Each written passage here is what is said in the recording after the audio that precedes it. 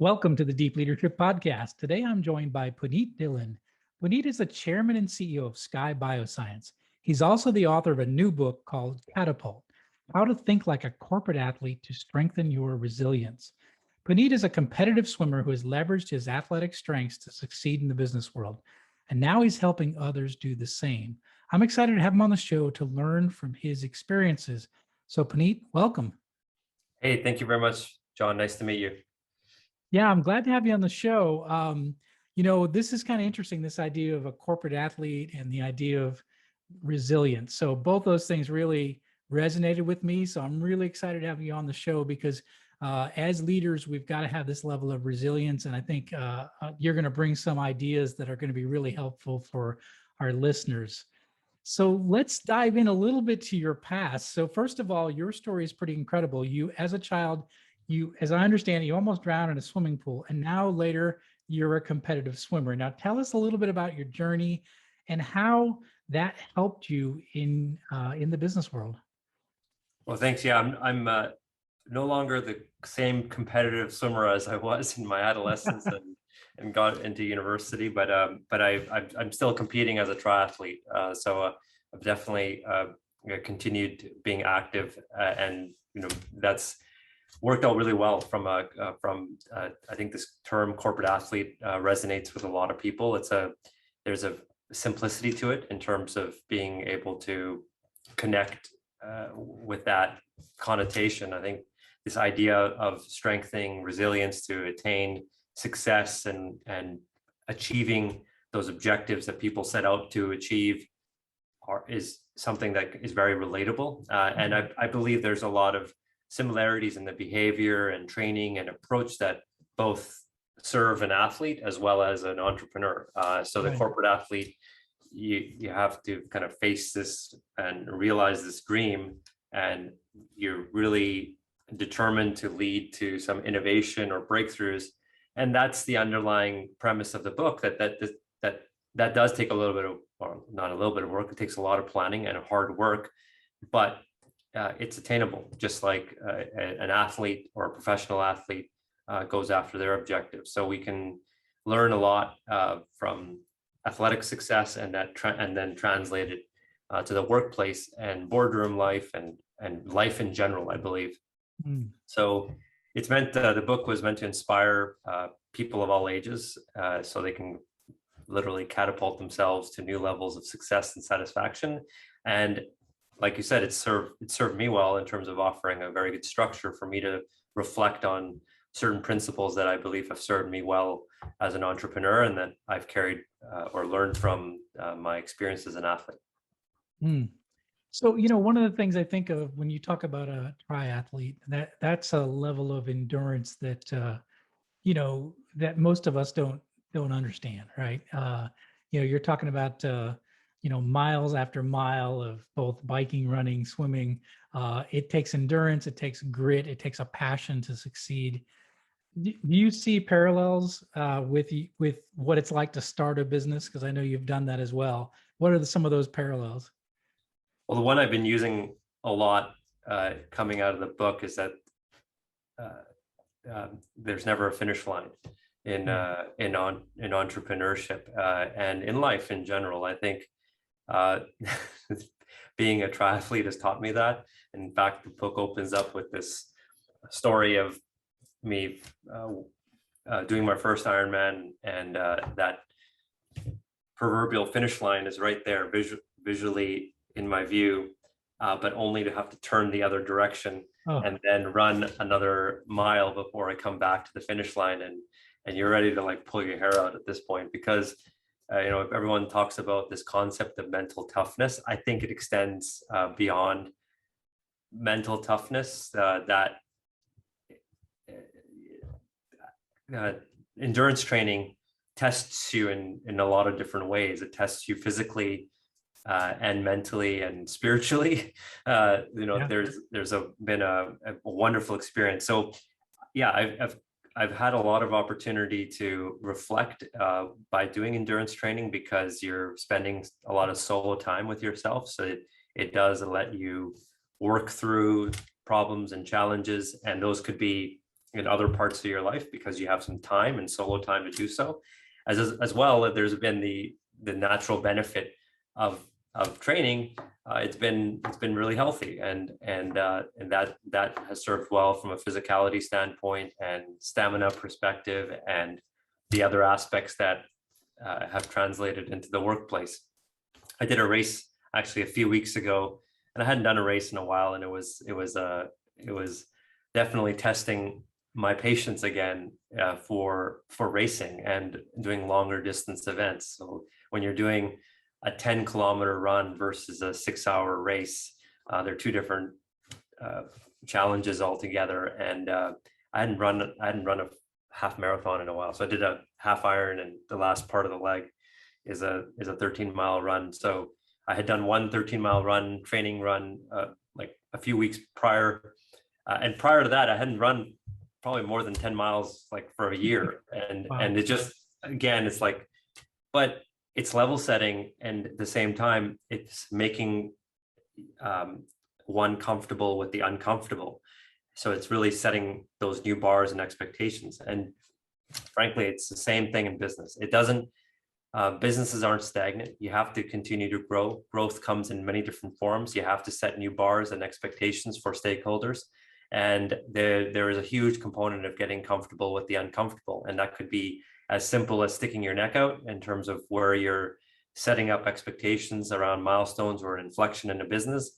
And then on the athletic side, it's the same thing. Getting in order to break into those new boundaries for yourself, it is very personal. And that's the thing about these endurance sports, and why I write a lot about this in Catapult, is that nobody really chooses to be a recreational marathoner.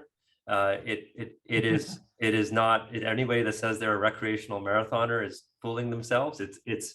One is usually challenging themselves, and it's to personally improve themselves. It could be a better time, it could be a faster pace.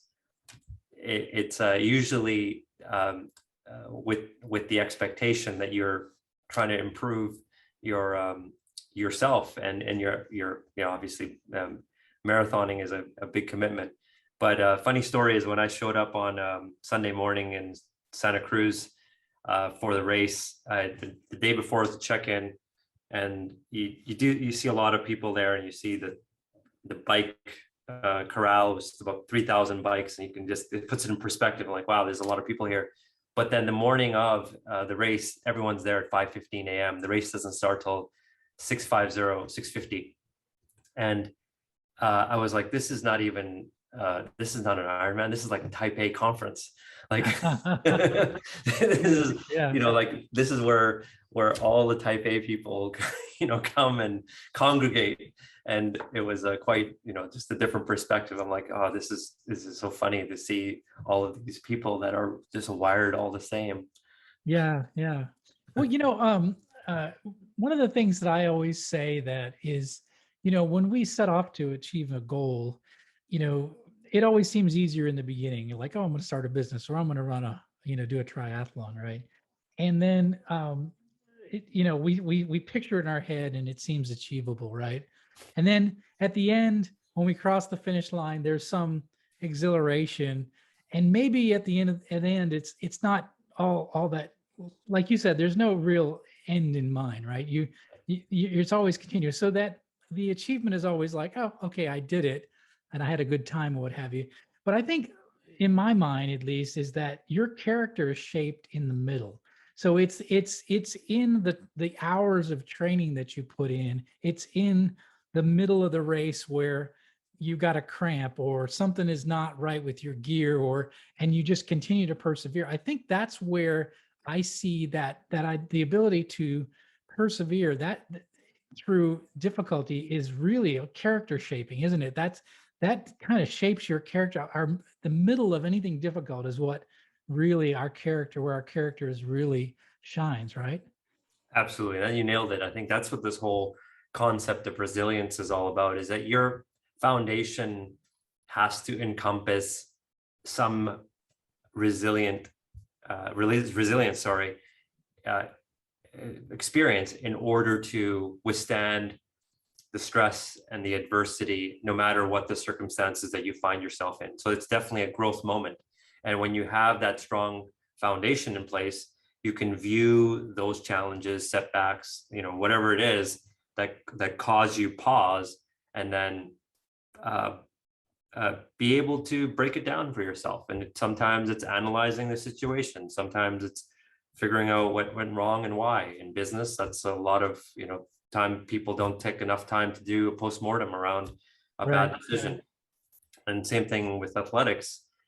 In order to move forward smarter and stronger than before, those moments are definitely something we have to take pause and learn from. And every one of those situations, and you're like, you can go back to being a triathlon or a long run or a long bike, or when you're going from point A to point B, you don't have a choice other than to finish, or you go backwards. And most people don't like going backwards.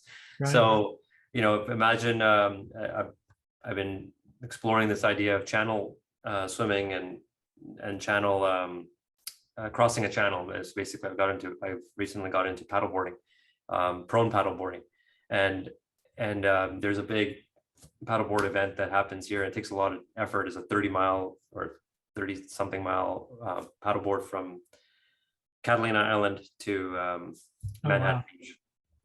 So it's quite a feat, and you have to qualify, and there's the qualifying events are also these longer 10 plus or 15 plus mile events. But you start from Catalina Island, you got to make it to the mainland. So it's not like you have a choice. So that's one of these. I think that these are absolutely building moments, and getting comfortable with the uncomfortable is preparing one for something that they have to face. And I think in business, what a lot of people don't take the time to prepare for is the secondary planning that's necessary. When you do have a goal in mind, when you're trying to cross that proverbial point A to point B, sometimes it doesn't go in accordance with plan. And in athletics, you prepare for nutrition, you prepare for your cramp, you have an aid station, you walk it off, whatever. There's usually some ancillary tools that you have prepared yourself in your training to do that. Imagine you applying those same tools, or the equivalent types of tools in business in planning. So I always challenge my team as we're deep into our 2022 planning right now for the company. I want everyone to present their plan A, but I want everyone to have their plan B and plan C attached to it. And the contingencies are associated with that, because that's our safety net. That's an ability for you to recover faster, bounce back faster, and really have that resilient mindset. No, I appreciate that. That's really true. I know when we started our company, probably about a year in, I looked at the team and I said, this company may be a lot different than what we planned. And because we started seeing opportunities evolving that we didn't think about when we started the business. And, I think you have to be ready to adapt and shift. And as those opportunities open up, and does that make sense? Can we go in that direction?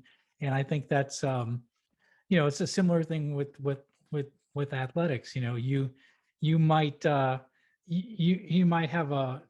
you struggle on one part of the race, but you're like, okay, well, I've got to make up ground, and it's good because I'm really good in, hill climbing with bikes, and this is a hilly course. This is great for me, so I'm going to take advantage of those. So I think you adapt to the situations that you have in business, similar to what you do on the race course. You're adapting to what's happening, in real time. So all the plans in the world mean nothing, until you get physically in the arena, and things shift and change and morph, and you realize certain things didn't work out that you thought, but other things do work out. So you're like, okay, well, this is where more what the opportunity is. And I think so many great companies go from, maybe they have this one idea, but they end up morphing into something that's completely different. And that's where their success is. So I think that's very similar to, what you might find in the field of athletics.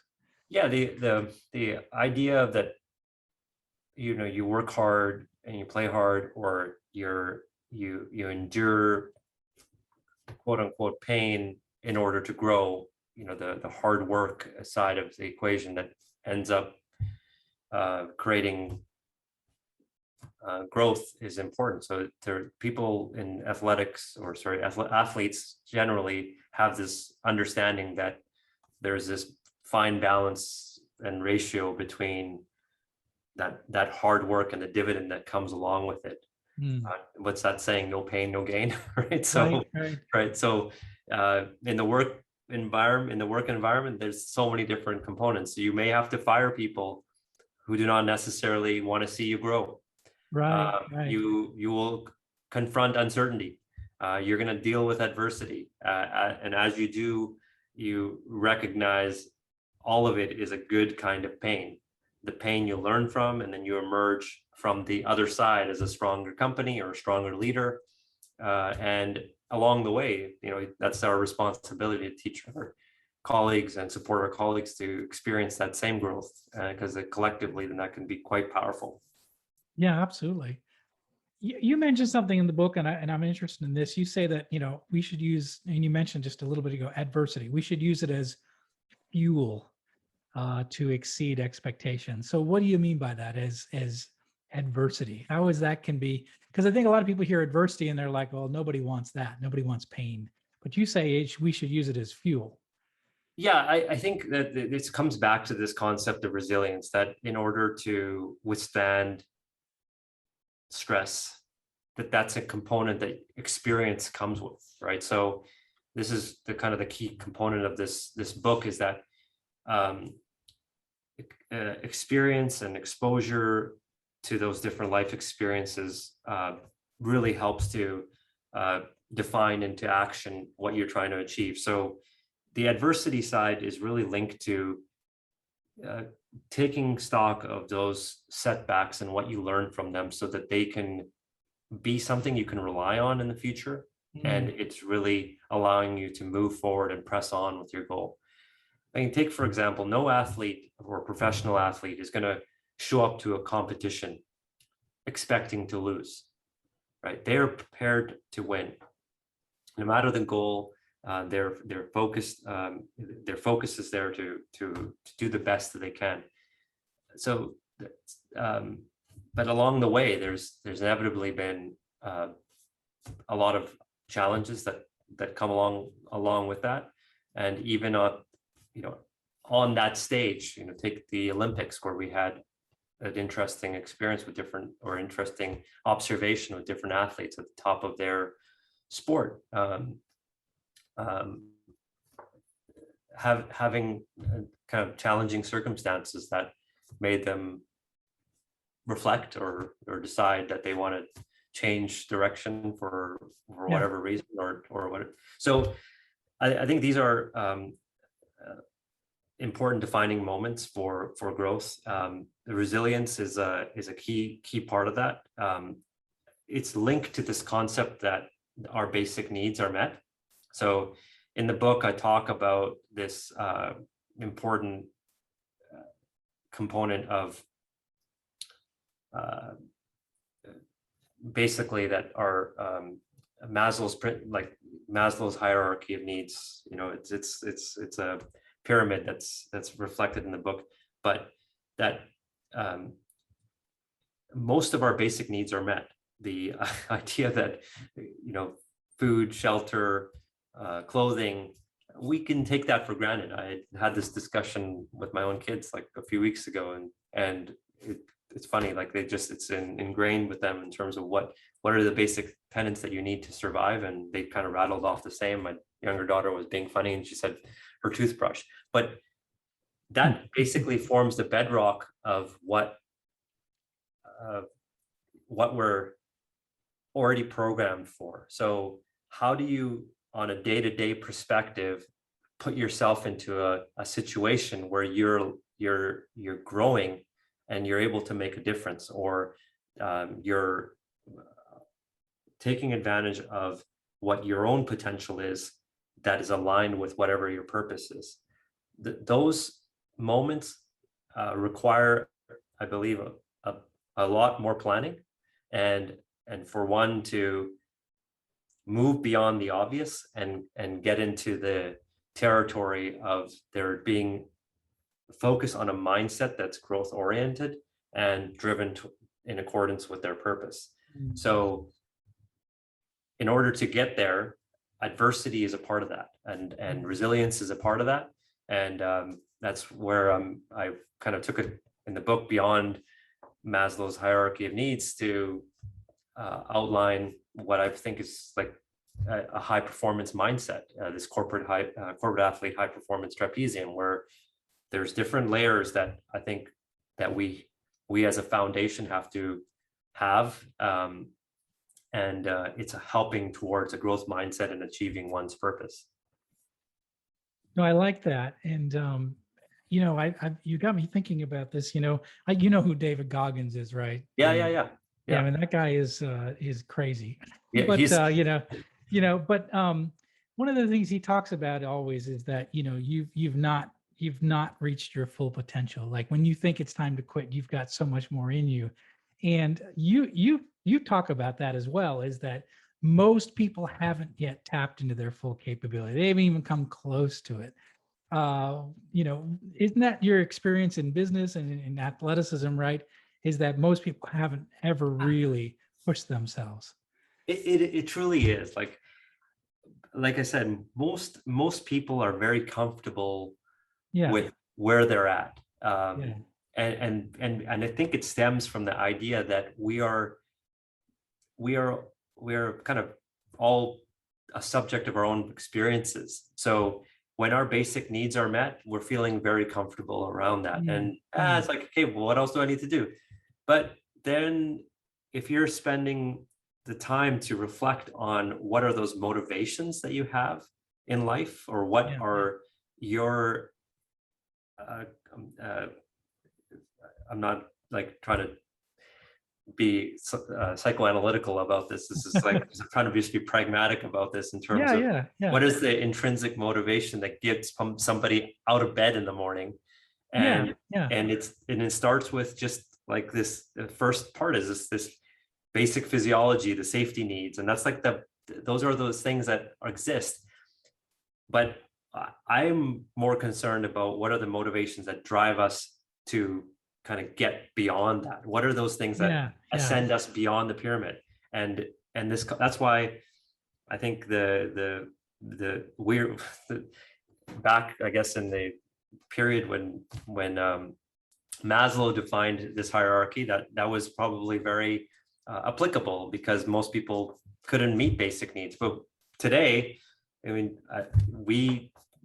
almost everyone can meet basic needs. Now, if you have that, then don't you have a responsibility to then take it beyond that and help those around you and the community to grow with you? So that's where I think that the important message out of this is that there are still some large challenges. So when we talk about, okay, addressing societal issues or addressing challenges on this planet, well, we need to be thinking about how we can affect that change. And that is the subcomponents and these subtleties around motivation that allow somebody to actually think big enough that they can actually feel like they're making a difference, however small it is, because those little ripples do make a big difference. So, and then right in front of us, we're living in an era where there's innovation, there's technology, there's things that are happening in life sciences, there's ability for one to participate in and drive rapid, big change. You can literally speak to your neighbor, and your neighbor speaks to the other neighbor, and before you know it, you're two connections away from, I don't know, like I learned last year, the gentleman that lives down the street from me controls, I think, 90% of the airwaves or he is a broker to the 90% of the airwaves in California. I mean, like, it's fascinating in terms of what communities that we're a part of and our relationships and how that inspires one another in order to elevate the community around us to do big things. And I think it starts with an individual. at an individual level, because an individual has to be motivated to have that mindset, be thinking kind of beyond that. Hey, I'm just gonna be comfortable. Yeah, It's this really hits me because I spent 22 years in corporate America, and I was at a senior level in a big corporation, making good money. Knew my job backwards and forward. Everyone knew who I was. I knew who they were. I yeah, had influence. I had, you name it. I had all the trappings of what is defined as success. But it was easy, and I had all my needs satisfied. I wasn't really pushing myself. It was easy, right? It was comfortable. And when I left the corporate world to start my own company 6 years ago, wow. I mean, yeah, I was not prepared for how difficult this was, and how much I have grown, and how much I have learned, and how much I have pushed myself. But I'm a much better leader today than I was even 6 years ago, because I have done something very uncomfortable and very difficult, and I think that's a lot of what you're talking about, is that we've got to step outside of these worlds of comfort that we can fit into. That's not good. When we're too comfortable, we're not growing, we're not pushing ourselves, we're not being all that we possibly can be. We're not reaching our full potential as yeah. human beings, I don't think. We have the ability to spark that inspiration for a lot Yeah. of people, and vice versa. There's a lot of people that spark that Oh yeah. Yeah. inspiration for me. So it's a it's a responsibility, and a lot of this I learned recently, I think, from parenting, because I I think in one regard I was blessed with growing up with a lot of hardship that instilled certain values and appreciation, Yeah. that okay, we want to work hard for earning the the next kind of success or objective that we're trying to go after. And my parents worked very hard for us to have basic needs. Actually, there's times where our basic needs were challenged. And now, as a kind of the next generation, we can say comfortably that our children don't have to worry about that. Their basic Yeah. needs are met. Right? So, Yeah. so how do we get them to experience resilience? Oh, Well, this is, it's gonna be through yep, sports. You know, they're yep, gonna have yep. setbacks. There's gonna be maybe a little bit of school, but I mean, school and academics is, yeah, it is resilient building. Perhaps it's resilience building, but it's doable if you're applying yourself, unless you're having any challenges.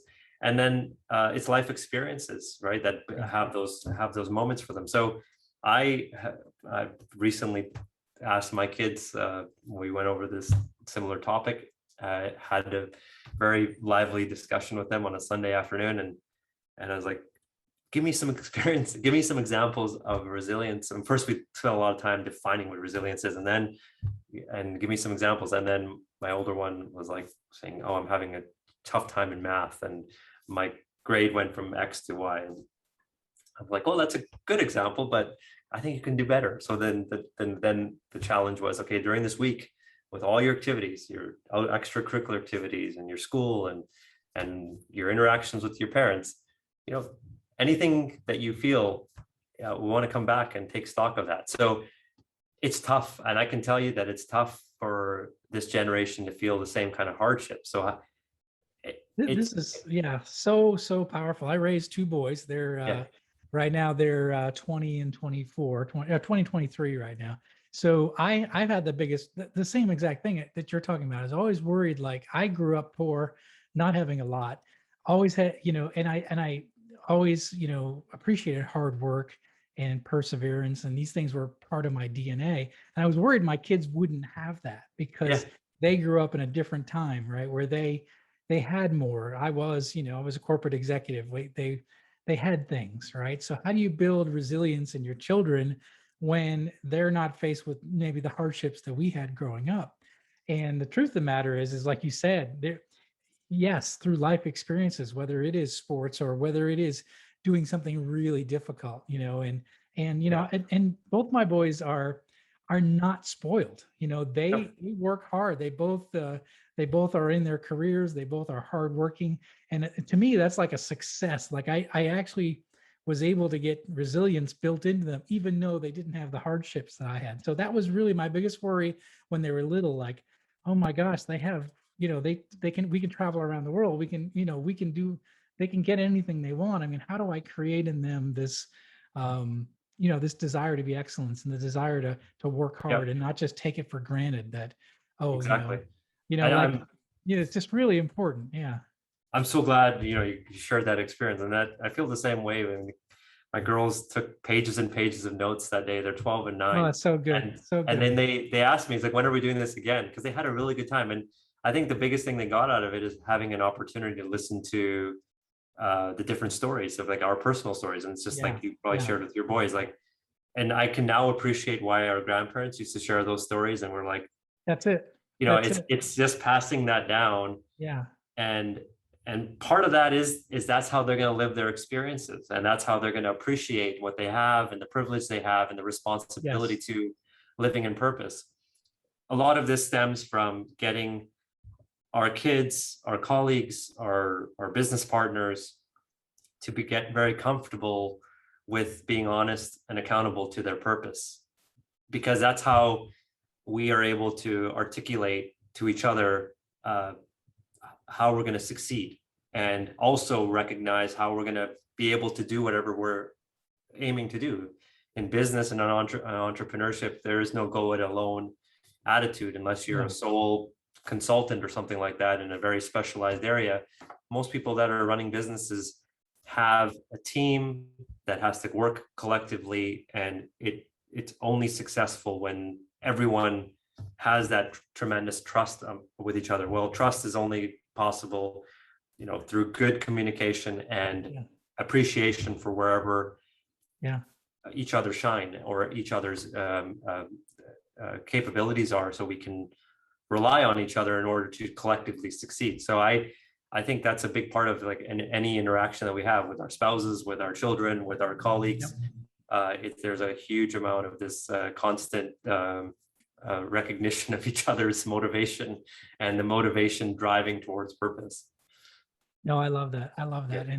And as an entrepreneur, trying to align everybody towards as I always say, like, if we can find people's passions, hopes, and dreams, and we can align them towards the company's mission, magic happens, right? When you get people in the right roles and they're doing what they feel they were born to do, and they're doing it in a way that's adding value to the company. And if you can nail all that stuff aligned, it's, as a leader, you just sort of step back. It's like magic just happened, right? Yeah. And And then, that's really, really an important part of leadership. yeah. And then the other part of it, I think, is that we also have to recognize where we support that, right? So there's sometimes you luck out and you find that superstar or superhero on the team that everyone can rally behind. Other times you need to help nurture that. And that's where I talk about this in the book, the tools available to us that are available to athletes are coaches. And coaches help you get out of your comfort zone, because they are very good at recognizing where your strengths are and getting you to do things that you probably wouldn't do yourself. And there's a level of accountability to that, where you're not just accountable to yourself, but you're accountable to working with the other professionals that help you elevate. So entrepreneurship, I think, or just as being a corporate athlete, is recognizing for yourself, for your team, where those other influences can help you become a high performer. And we're not saying that everyone's walking around waking up at 5 a.m., running a half marathon before they go work. No, everyone has their own personal recipe for obtaining their purpose. And that could be very different for person A versus person B. And it's just making sure that everyone feels very satisfied with however they're contributing to their own growth. It just, and I think there's a lot of other domino or other components of this, where that satisfaction people feel with work, and satisfaction people have with their life, and self, starting with themselves, goes a lot in terms of their comfort in their mindset, and some of the other issues that we have in society. Like, a lot of people talk about mental illness, which is a large problem. I don't know if everything we're talking about today is necessarily the solution, but I think listening to one another and helping drive towards how we can satisfy what growth we're interested in is a big part of supporting somebody's personal growth. Yeah, no, I think that's really, really important. Well, this has been fantastic. I think there's a lot of good points here. I'm excited about this discussion. So how can people find out more about you and the new book? Yeah, so I have a website for the book. It's under my website, punitdhillon.com, and there's a tab for the book. So you can find out all the information on the book on Catapult there, as well as you can order the book directly from the website. It's also available on Amazon. Website's punitdhillon.com. You can also contact me through the website. So there's lots of cool buttons to press on that side. And I'm available on social media and Twitter and LinkedIn. So I'm pretty accessible as an individual. Okay, that's great. We will put the links to those in the show notes. And, leaders, I really encourage you to think about this topic. Think about this idea of a corporate athlete, and this idea of building resilience for the long term, and finding your purpose both individually and for your organization if you're the leader. So really good stuff, Punit. I really appreciate you coming on the show and sharing your story, this new book, and all of your experiences. I really appreciate it. Well, thanks again, John. I look forward to staying in touch, and I would love to talk to you again. I agree. I look forward to staying in touch as well. Thank you. Well, that's it for today. Thank you for listening to Deep Leadership. If you like this podcast, please subscribe and share so we can continue to build a world with better bosses. Until next time, this is John Rennie saying take care and lead well.